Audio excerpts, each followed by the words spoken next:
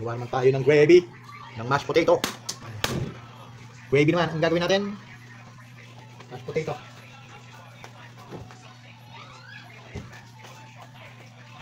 Kailangan natin ng Dairy Queen. Meron pa sumasagot sa akin doon habang nagbibideo tayo.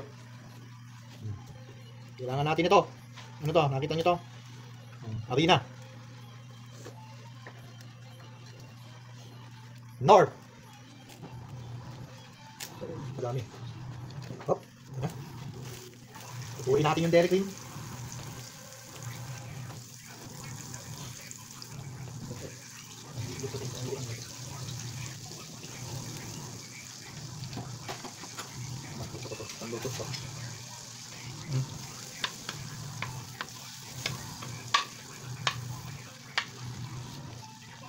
Hinaan natin ang apoy at masyado na nasusunog.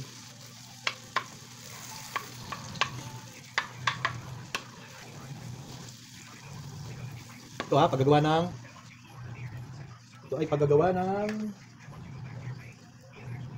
ano ba tawag yung gagawin natin? Gravy. Yan, gravy. Paggagawa ng gravy. O, lagyan natin yung ano yan, beef na malasa yan. Gravy yan. Malasa yan. Beef yan, beef. Diba? Yan. Pagkatapos mo niyang gawin, madurog na. Lagay mo na itong yung kinanaw na. Oh, yan.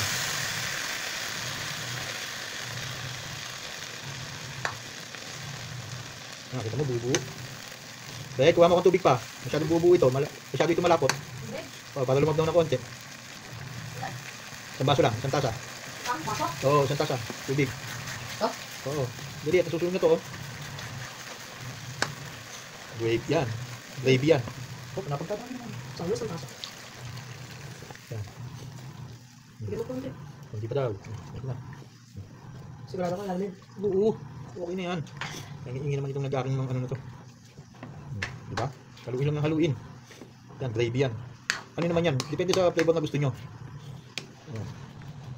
Yan ay ano yan eh. Bubuo siya. Diba? Yan, gravy. Lagyan natin ang timpla.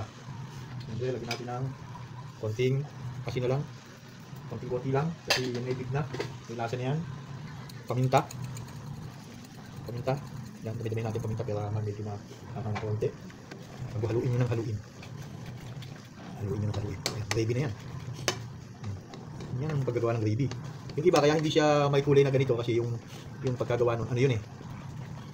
Okay na yan. Ito na yan. Magulo na yan eh. Haluin nyo ng haluin lang.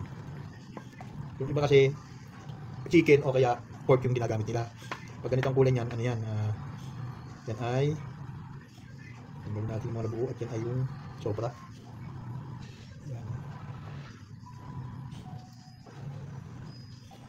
Yan. Ba? Okay na yan. Gravy.